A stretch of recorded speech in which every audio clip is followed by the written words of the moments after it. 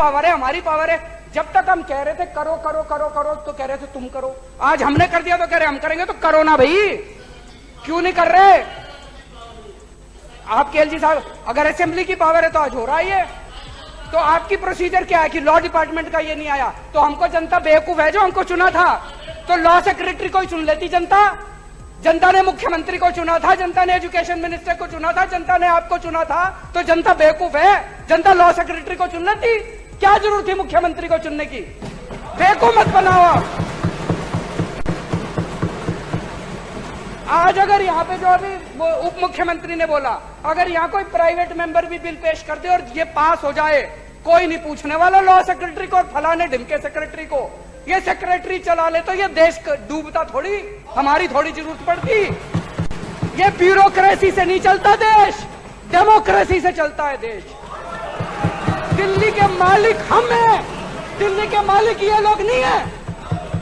ये हमारे ऑर्डर को पास करेंगे, मानेंगे, हम दिल्ली चलाएंगे।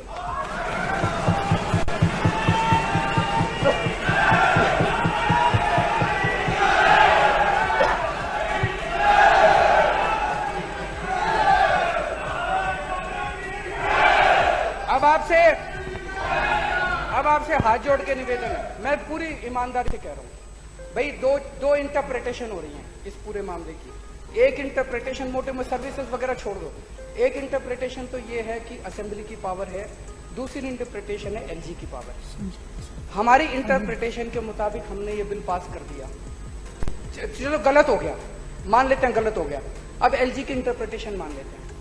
हम सारे आपकी मदद करने को तैयार है, आपको हम अपना नेता मानने को तैयार है आज, सारे हम सारे, in the interest of education system in नहीं, एक मिनट सुन लो,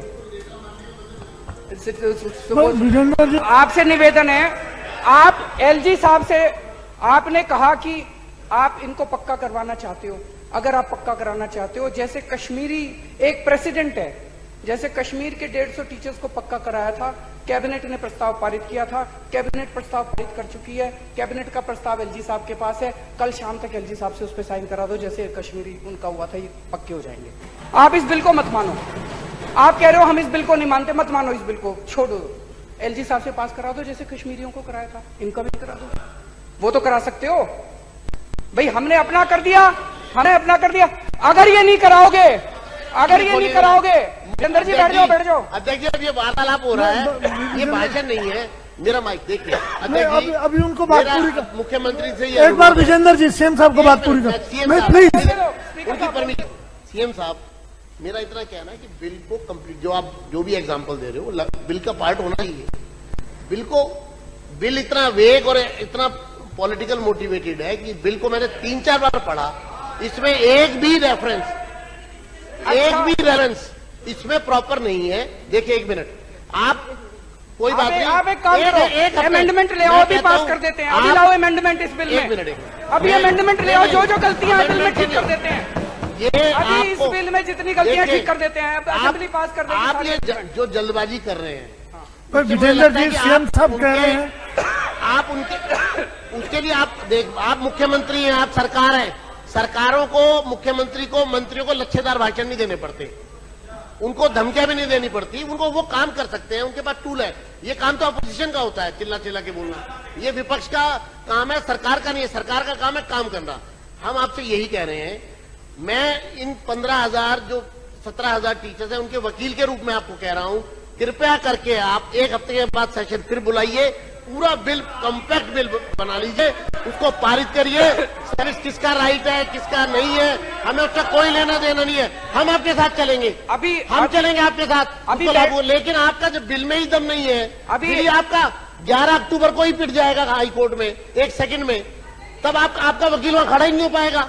तब आप जाके वहां किया तो खुद जाके कहिए आप कि मैं देखता हूँ कैसे आप इसको अभी बैठते हैं ना इस बिल में जो जो कमियां अभी रात भर अभी आप बैठ जाइए, बैठ करके रात भर सेशन चलाएंगे। आप अमेंडमेंट बताओ, आप लोग है ना, जो जो अमेंडमेंट इस बिल में चाहिए आप बताओ, जो जो अमेंडमेंट चाहिए।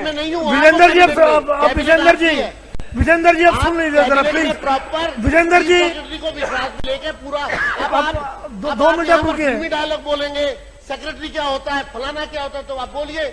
आपको बैठिए प्लीज, बैठिए चलानी है तो हम इसमें क्या कर सकते हैं।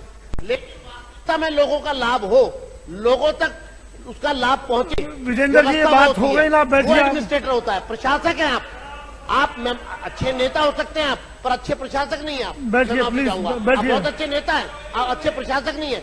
सरकार कैसे चलती है? विजेंद्र जी बैठिए, आप प्लीज बैठ जाइए। मेरा ये भी मानना है कि अगर आज ये लोग इसको कर देते हैं, मान लो एलजी साहब इसको पास कर देते हैं, मैं सारे गेस्ट टीचर्स को कहना चाहता हूं, अगली बार सारे जने बीजेपी को वोट दे देना, हमको वोट मत देना। हम ये वोट की राजनीति करने नहीं आए। सारे जने बीजेपी का खूब प्रचार करना अगर ये हो जाता है तो, और अगर ये नहीं होता तो बीजेपी को हराने में कोई कसर मत छोड़ना, खून पसीना बहा देना। बीजेपी दोबारा 3 भी सीट नहीं आनी चाहिए अगली बार इनकी, बीजेपी वालों की। दूसरी बात मैं ये कहना चाहता हूं, ये जितनी गेस्ट टीचरों की फाइल ऊपर नीचे हुई, एक बार भी वो फाइल मनीष सिसोदिया जी को नहीं दिखाई गई। पूरी दुनिया के अंदर आज नाम हो रहा है मनीष सिसोदिया का, जो एजुकेशन के अंदर काम हुआ है, शिक्षा के अंदर काम हुआ है। पूरे देश के अंदर आज नाम हो रहा है मनीष सिसोदिया का, शिक्षा मंत्री का, जो उसने शिक्षा में काम करके दिखाया है। लेकिन एक बार भी फाइल ऊपर नीचे, जब भी अधिकारियों से पूछा, एलजी साहब ने मना कर रखा है। एलजी साहब नहीं, तो एलजी साहब क्यों मना कर रहे हैं? क्या छुपाना चाहते हैं एलजी साहब? ऐसा क्या लिखा हुआ इन फाइलों के अंदर जो छुपाना चाहते हैं, जो बाहर निकल गया तो एलजी साहब की पोल पट्टी खुल जाएगी?